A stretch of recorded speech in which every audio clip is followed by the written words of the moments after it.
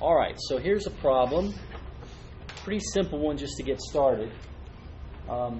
We should probably just check and make sure that the structure is stable and determined. Is it stable?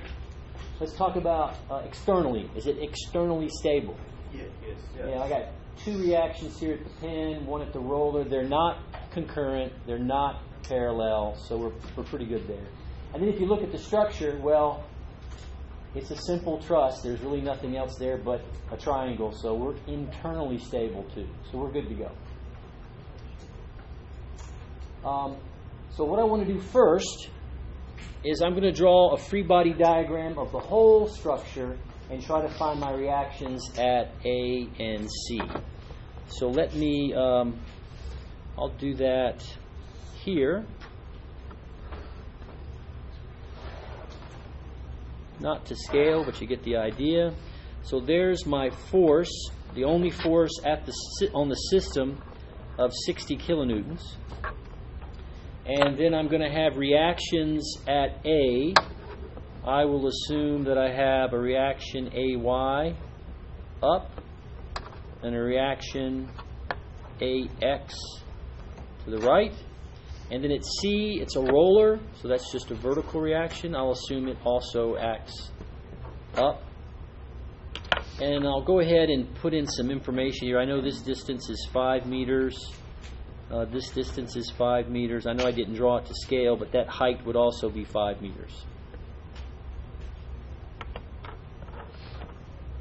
So I want to find my reactions with this free body. So what should I do first? Yeah, it's always a good idea to start at the pin. We know two of our unknowns are concurrent there. So let's sum moments about A. I'll assume right-hand rule for my sign convention. So summing moments about A and making sure I'm in equilibrium. So let's do that. Let's start with CY. What kind of moment does CY create about A? It looks like it's going counterclockwise, which with my sign convention is positive. So I'll have CY. That's the force. The distance from A is 5 meters. What else is creating moment about A? Yeah, the 60 kilonewton force, and about A, that's creating what kind of moment? Positive or negative? Negative. So the force is 60 kilonewtons. And what's the distance between these two? I haven't done this before, but I just wanted to remind you, this force can be anywhere on this line of action that you want it to be. Right? It can slide up and down anywhere there. The effect is the same. So what I'm looking at is the distance from A, the shortest distance from A to that line, which would be this kind of span of the truss, which would be 10 meters.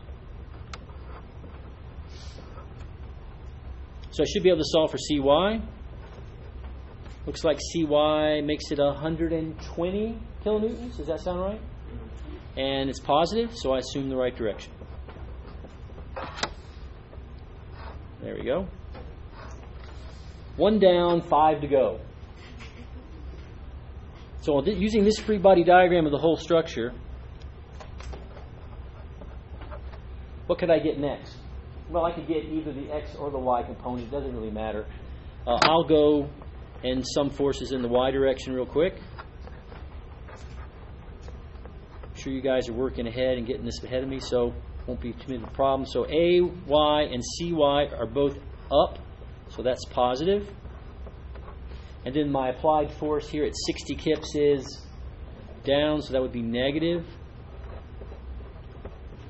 So I have CY, I can plug it right in here. What does that say that AY is equal to? Minus 60. Usually when you get a minus, it kind of makes you think for a second, gives you a little bit of pause. So let's pause and see if that makes sense. So if you imagine C is like the support of a seesaw, and you put a 60 kilonewton person on this end, what's this other side got to have to be in equilibrium? A 60 kilonewton person acting down. So that negative seems reasonable. And then the last little thing I want to do is I'll sum forces in the X direction and make sure I have equilibrium. All I have is, looks like AX. And AX then would have to be 0. So I'm halfway done. I've got 3 of the 6 unknowns.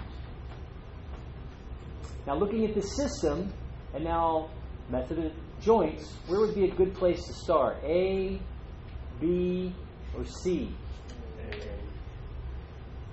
We could start at A. Where else could we start? C. We could start at C. Could we start at B? Sure. Do you want to start at B? Probably not, because when you go to B, both your forces have X and Y components. So when you sum forces in the X, you'll get 2 unknowns. Sum forces in the Y, get 2 unknowns. You have to solve those simultaneously. You probably don't want to do that as a first step. You can. If you want to challenge yourself, you can. I would probably start at C, because that's probably the easiest one, and then go to A. Either one, these are identical. They both have a component that's all horizontal, and then a component that has both horizontal and vertical. So what's your choice, A or C? How many for A? Raise your right hand. Nobody. Great. So we'll do C. Is that the way you guys vote in elections? You just don't show up? You know what happens when you don't show up? We lose every time. Well, it's kind of hard to lose if you don't participate. That means you don't care. We all lose when you don't participate. How about that? Make it more of a gestalt. Of course, when you hear this on the video, when you're reviewing it later, this has nothing to do with the problem. So it just you can fast forward through this political section. Okay, so let's start with, what did I say, A or B or C? You guys wanted to go for C, so we'll do that. So here's my free body diagram for the joint at C. There's C. I'm now going to put the one thing I know, CY, on it. CY was 120 kips acting up. And I'm now going to assume directions for my 2 forces. Remember, I always assume tension. So I have a tension force in AC, and I have a tension force in BC. Now, I get kind of sloppy here. I always write my subscripts for my directions. I always do it just alphabetically. Now, I've had students in the past say, wait, the tail of the vector is at C and the head is at B. It should be force CB. That's fine. Go for it. I just don't worry about it. You like my student voice? It's kind of like, hey, man, what's up? Yeah. Okay, so what is the slope of that line? 5 meter run, 5 meter rise. So that's really a 1-to-1 slope. So the hypotenuse would be square root of 2. That's how I'm going to do my components. Now, do I want to sum forces in the X first? That was a quick no. Who said that quickly? Oh, now you want to cop to it, huh? Oh, you said. Oh, why would it be sum in X? Well, you have two. You have one equation and 2 unknowns. That's not a good place to start. So we'll do sum forces in the Y direction.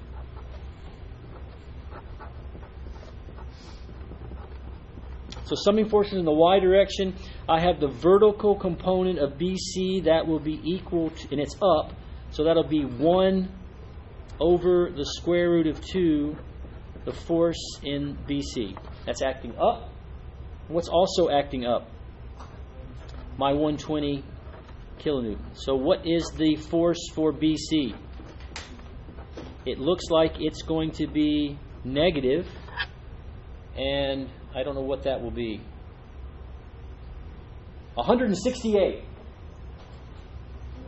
I'm guessing. I don't know. You guys tell me. You have the calculator. I get 170. 170. Does anybody else get 170? Yes. I don't. Somebody said yes? Okay, cool. What does negative mean? Compression. Does it make sense that BC is in compression? Yes. Where's point B going to go? Up? No, it's going to go down. So as B goes down, more than likely this link will get shorter. As it gets shorter, it will have to go into compression. All right, now that I have that, what can I do? I can sum forces in the X direction. Now you can probably all start to see that this method has one glaring weakness. Every error you make just keeps on giving. Right? If you make an error in CY, toast from that point on. If you make an error in BC, double toast. Now, does that mean you're going to get a 0 when I grade your problem? No. I will follow your logic and say, oh yeah, you got right here, you just messed up and you wrote 120. Okay. Oh yeah, this is right. And you're writing it right. Oh, but you got the wrong note. So I'll give you some leeway there. Now, obviously, if you design this structure and it's all wrong and it falls down, that's bad. In my day, instructors thought you either got it right or you got it wrong. There's no in between. But it's the modern world, and we're more compassionate and caring. We want you to be successful. So I'll give you something. A little something. A little lagniappe. A little something. Okay, so summing in the X direction, what do I get? Well, I get FAC, and it's to the left, so that's going to be negative. And the X component of BC, which is going to be positive. And that X component is 1 over the square root of 2 FBC. And you can put that in right there. So this is where the sign comes into play. So I'm going to plug in negative 170 there. Right?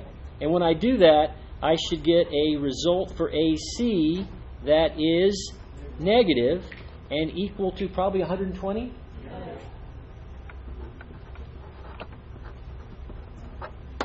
Now, does it make sense that AC is negative, which is compression? Well, is point C going to move this way when I load it? Probably not. It's going to probably move to the left, which means AC will get shorter compression. Now, I know it's 10:50 and I told you to stop me, but I want to go ahead and finish this problem. So what I want to do is tick through here and say that I now know this element. And, oh, wrong one. I know this one and this one. This is the one I want here. You can go to A or you can go to B. I would still not go to B. B is just going to be a mess. So I would go to A. So let me quickly draw the free body diagram for A. There it is.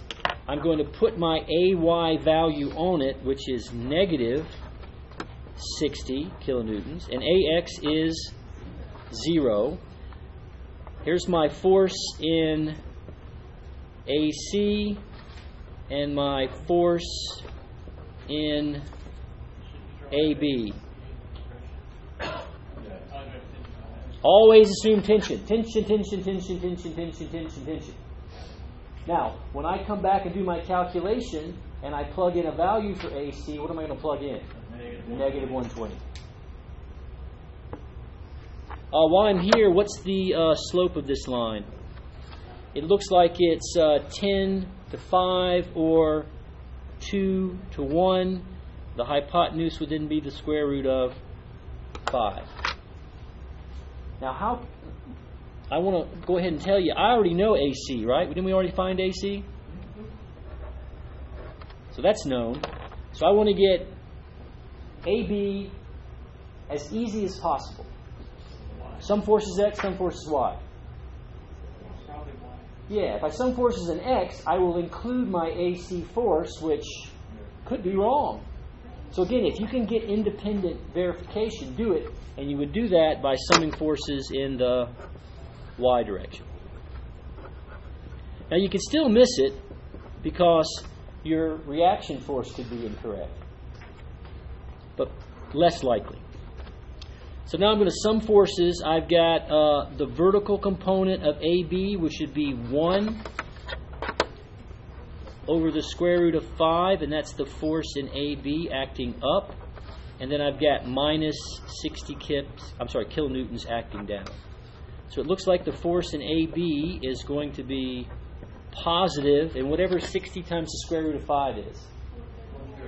134. And it came out positive, so I think AB is in tension. Does it make sense that AB is in tension? Well, if B moves down, it's probably going to stretch that element a little bit. Okay. So we'll continue to work more of these when we get back together, which seems like a long time ago, next Tuesday. I'm going to give you 2 of these to work on Mastering Engineering, and you'll have one problem by hand for determinacy and stability. So I'll see you guys Tuesday.